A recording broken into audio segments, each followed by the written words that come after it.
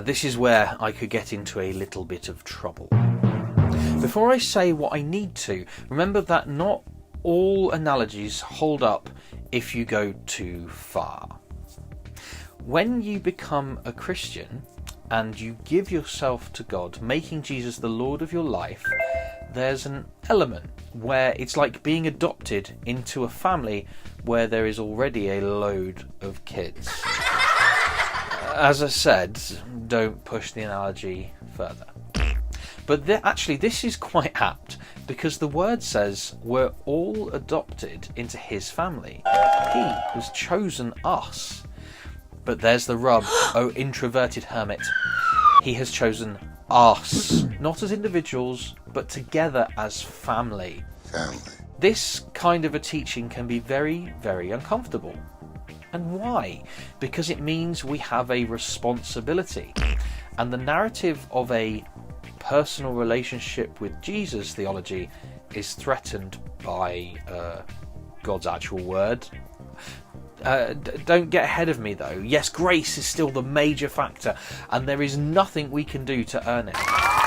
But there are things that we can do to show it. We've already looked at the up section. I'd argue that both the in-reach and the outreach need to be inspired with and by the upreach, by God. Because his point is on the top of the triangle and obviously connects to the other two.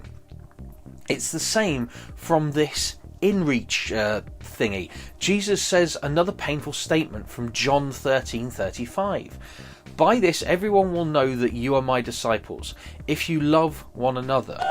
And why is that painful? Because loving people is hard.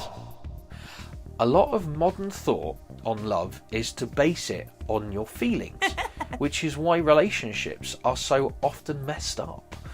Because when the feelings change, then the relationship can go out the window. Human marriage is based upon God's view of us as the bride of Christ and him as our husband. This means marriage should be based on love as a choice. Oh, flippin' heck. This means things just got real. God has actually given us a measure by how well we know we're doing by being his church. Loving one another. Are we preferring one another? Are we forgiving one another? Are we actively making the choice, or only when we feel like it? Actually, the more I delve into God, the more I find feelings are nowhere near as important as I thought they were. Take the second point of our triangle of reach. While we explore the in section, how does this affect our upreach and our outreach? By developing our relationships with our spiritual brothers and sisters, we end up worshipping God anyway. How? By fulfilling his commands. Like what I said earlier, building strong relationships keeps us strong too. Know any Christians who are off the boil? Are they either not regularly involved with other Christians, or kind of just attend church services without kind of really connecting with others?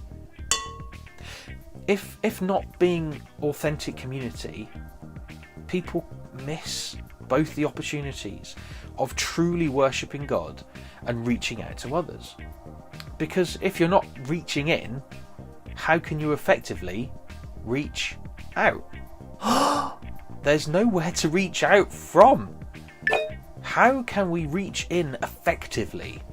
Just going to church won't do it for you. Take an active part in the fellowship God has called you.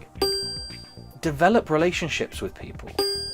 Once again, that commodity of time needs to be spent with others who are followers of Jesus.